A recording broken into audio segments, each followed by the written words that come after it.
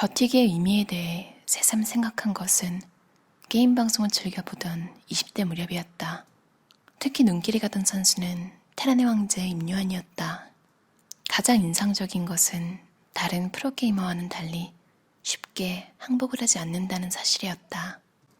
이미 전세가 기울어져 역전이 쉽지 않더라도 그는 항복을 뜻하는 지지를 치지 않았고 다른 시도를 해볼 여지가 100% 사라져버린 다음에야 비로소 키보드에서 손을 뗐다.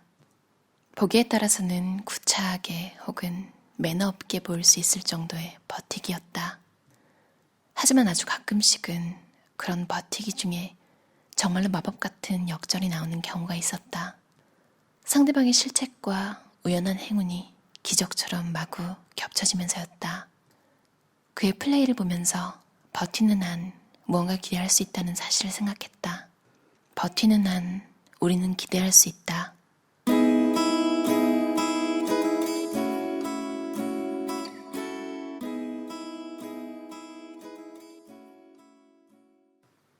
커다란 꿈을 품으려는 시도에서 늘 실패했던 나는 언젠가부터 보이지 않는 결승선을 상상하는 대신 그저 매일 내가 할 수 있는 일들을 잘해보기로 했다. 반드시 커다란 꿈이 있어야 잘 살 수 있을까? 나는 모르겠다. 대신 만약에 누가 묻는다면 이렇게는 말할 수 있다. 해보니까 꼭 커다란 꿈이 없어도 괜찮은 것 같다고. 글을 써서 먹고 살아보기로 결심한 하루키가 시작한 일이 하나 있었다. 다름 아닌 달리기였다. 새벽 5시에 기상한 하루키는 매일 10km를 달렸다. 일이 많건 적건 약속이 있건 없건 어떤 경우에도 밤 10시에는 잠들었고 다음날 아침 6시에는 어김없이 운동화 끈을 묶었다. 그는 처음부터 운동을 좋아했던 사람은 아니었다. 오히려 먹고 살기 위해 운동을 결심한 편에 가까웠다. 글은 애를 써야 나오지만 밥은 가만히 있어도 먹어야 했다. 글로써 밥을 버는 사람이 애쓰지 않고 가만히 있으면 밥을 먹을 도리가 없었는데 먹으려 애를 쓰기 위해서는 펜을 잡은 몸이 버텨줘야 했다. 그래서 택한 일이 운동화만 있으면 어디서든 할 수 있는 달리기였다. 하루키는 작정하고 달리기를 시작한 것이다. 첫째는 건강, 둘째는 재능이 나의 좌우명이다. 단순하게 생각해서 건강이 재능을 불러올 수는 있어도 재능이 건강을 불러올 가능성은 전무하기 때문이다. 그렇게 달리기는 밥뿐만 아니라 하루키의 삶 자체를 바꾸었다. 가보고 싶은 길이 있다면 허락을 구하지 말고 성공을 셈하지 말고 그저 지금 있는 그 자리에서 마음을 지어 정하기를. 운동화 끈을 묶는 일부터 출발할지라도 말이다. 우리는 아무 이유가 없어도 시작할 수 있는 존재니까. 서른의 일을 신으로 미루지 말기를. 뭔가를 시도하기에 가장 좋은 때는 그것에 대해 많이 알게 될 내일이 아니라 부족함을 여실히 느끼는 오늘이 아닐까? 아는 것이 많아진다고 더 좋은 글을 쓸 수 있는 것은 아니다. 좋은 글의 기준에 독자의 공감이 포함된다는 점을 생각하면 더욱 그렇다.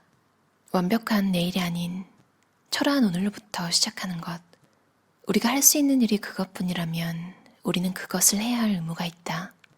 지금은 의도하지 않은 한 걸음이 나중에는 큰 차이를 가져올 수 있다. 하고 싶은 일이란 좋아하는 음식과 같다. 이것저것 먹다 보니 저절로 입에 맞는 음식이 생기는 거지.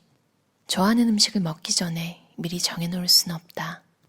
그러니 좋아하는 음식을 가지고 싶다면 이 음식, 저 음식을 부지런히 먹어보면 된다. 과감하게 젓가락을 대는 것이다. 이렇게 하나하나 맛을 보다 보면 그 중에 괜찮네 하는 것이 생기기 마련이다. 걸작이 아닌 습작에 충실해야 하는 이유. 인간은 원래 불완전한 존재라고들 말한다. 불완전한 존재가 완벽한 것을 만들 수는 없다. 비록 완벽하진 않더라도 충분히 훌륭한 것을 만드는 일. 우리가 할 역할은 거기까지가 아닐까? 결점이 없는 작품은 없다. 훌륭하다고 무한한 찬사를 받아온 위대한 작가들도 마찬가지다. 나는 27에 대학을 졸업한 뒤 29에 군대를 갔고 32에 취직을 했다. 글을 쓰기 시작한 나이는 31, 팟캐스트는 35에 오픈했다. 눈을 씻고 찾아도 지름길은 보이지 않았다. 부지런히 한다고 했는데 이렇게 늦어졌을 뿐이다. 잃는 것이 있으면 얻는 것이 있다고.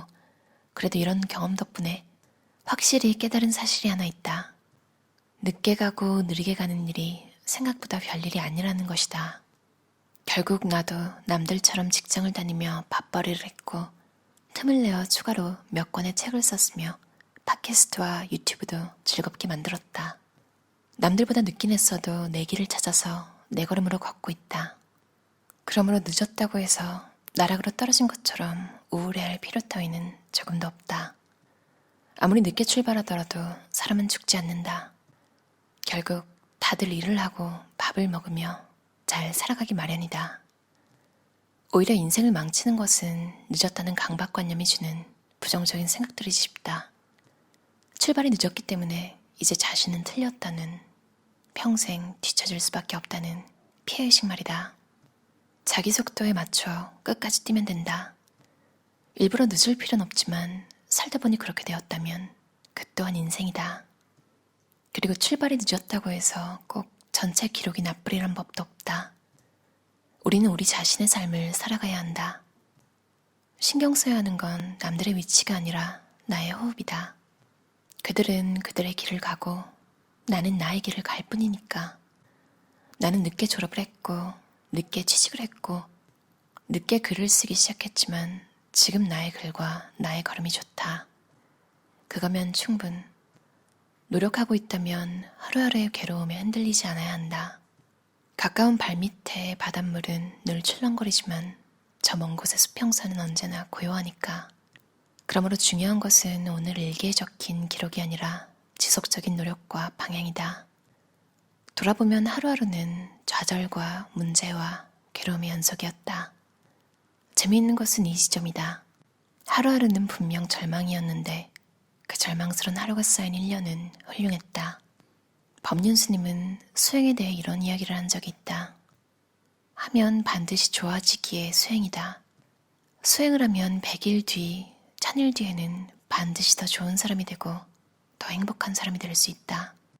하지만 수행을 하는 하루하루를 보면 꼭 그렇게 좋지만은 않다. 좋았다가 나빴다가 또 포기하고 싶었다가 이렇게 마음이 요동을 친다. 하지만 100일이든 1000일이든 수행을 하기로 마음먹었다면 나쁜 일이 있더라도 멈추지 말고 쭉 해야 한다. 좋은 날에 좋아서 하는 것은 수행이 아니다.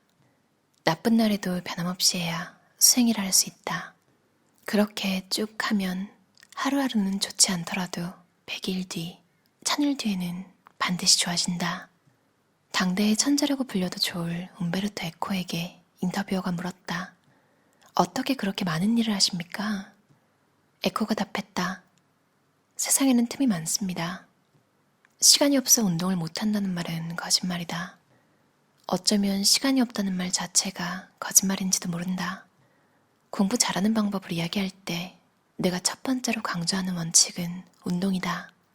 땀을 흘리고 나면 이상하게 공부가 잘 된다는 사실을 고등학교 시절부터 경험했고 20살 이후로는 검도장이든 헬스클럽이든 집 앞 개천이든 거의 매일 운동하러 나갔다. 소설가 조정래는 대하소설 태백산맥, 아리랑, 한강을 22년 동안 완성했다. 도합 32권의 대작이다. 32권의 원고지를 고스란히 쌓으면 작가의 키를 2배도 넘는다고 한다. 이만한 작업을 목표한 기간 내에 탈거하기 위해 조정래는 1년에 362일을 아침 6시에 기상하여 하루에 꼬박 12시간에서 14시간씩 작업을 했다. 젊은 시절에는 원래 말술을 마셨는데 숙취로 인한 시간 낭비가 아까워 소설을 쓰는 동안 술을 한 모금도 안 마셨다고 한다. 처음에 조정래는 시간이 귀해서 따로 운동을 하지 않았다. 밥 먹고 잠자는 시간조차 쪼개서 오직 일에만 전념했다. 그랬더니 얼마 가지 않아 몸이 끙끙 신음소리를 냈다. 그래서 시작한 일이 맨손 체조. 그는 맨손 체조를 하루 3번씩 했다. 22년간 단 하루도 거르지 않고 맨손 체조를 했습니다. 뉴욕의 호텔 앞에서도 직원의 엄지손가락 세우는 윙크를 받으며 했고 베트남의 호텔 앞에서도 경비에 이상해하는 눈빛을 받으며 했습니다. 6분씩 3번, 하루 18분. 하루 18분이 조정래로 하여금 22년의 황홀한 글과목을 견디게 했던 것이다. 생각보다 행동이 중요하다. 에라 모르겠다 같은 심정이라면 꽤 적절하다. 생각하기 전에 행동부터 하는 느낌으로 움직인다면 아마 슬럼프는 없을 것이다.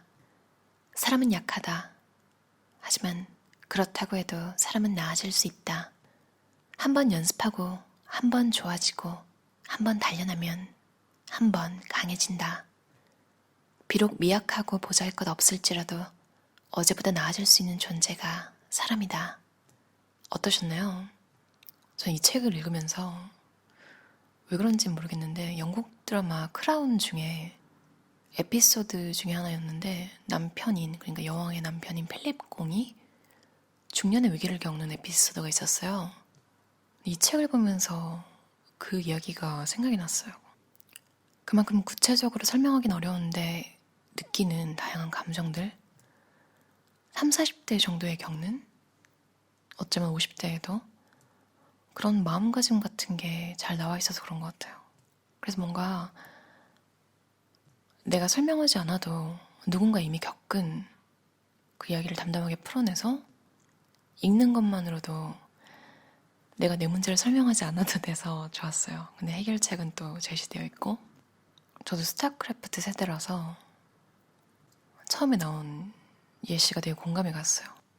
딱히 뭐 TV를 보거나 남의 플레이를 보진 않았는데 해외에서는 워낙 애들이 게임을 못하니까 그냥 가끔 친해질 때 스타크래프트 해서 주눅들게 그런 용도로 썼었어요.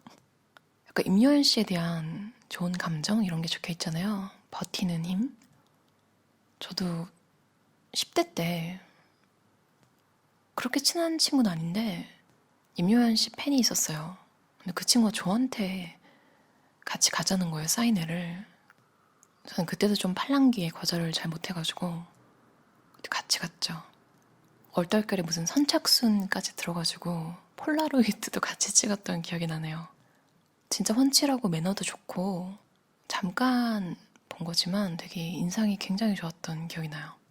이 책에서도 나와 있는데 요즘 자꾸 운동에 관한 이야기가 눈길이 가나 봐요. 이 책을 읽고 나서도, 그러니까 제가 며칠 전에 리뷰했던 작은 습관에 관한 책 있잖아요. 그 책과 더불어서 제가 요즘 줄넘기 시도 때도 없이 계속하고 있습니다. 정말 체력은 정말 중요한 것 같아요. 그러니까 뭔가를 이뤄내는 데도 중요하지만 똑같은 건가? 정신 건강에 굉장히 좋은 것 같아요. 예전에 김도인 씨 책에서 본 것 같기도 한데 특히 또 우울감이 있으신 분들 운동하면 좋은 게 그 두근거림이, 그러니까 불안장애 같은 그런 두근거림이 운동을 하면 이제 이렇게 혼선을 빚는 거죠. 그 운동을 하면서 또 심장이 뛰니까, 그래서 불안장애 있으신 분들한테도 운동이 좋다고 본 것 같아요. 그리고 진짜 어릴 때는 몰랐는데 점점 여러분도 그렇지 않나요? 회사 다닐 때도 보면 너무 이상한 사람은 결국에는 나가요. 왜냐면 선을 넘은 정도의 도라이 짓을 하는 사람은 다른 사람들 다 알거든요. 그리고 그런 행동이 그냥 나오는 게 아니라 뭔가 내면에 뭔가 맛이 간 게 있어요. 그게 시간이 지나면 어떻게든 정리가 됐는지 뭐 보통은 퇴사하더라고요, 개인 사정으로. 그래서 뭐 회사가 꼭 다니고 싶은데 어떤 사람 때문에 못 다니겠다면 일단은 좀 버텨보는 것도 추천드려요. 물론 막 진짜 살기 싫을 정도면 당장 만나야죠. 그런 정도가 아니라 그냥 좀 짜증나는 정도? 아, 저 사람만 아니면 좋겠다. 이런 사람들은 기다리면 나갑니다. 그리고 왜 버티기가 공감이 되냐면 저는 쉽게 관뒀어요. 몇몇 가지 일 말고는. 인생에서 끌고 가는 일이 몇 개가 있긴 한데 그것들을 관두고 나서 방황만 엄청 하다가 결국 다시 돌아가더라고요. 길게 보면 둘 다 괜찮아요.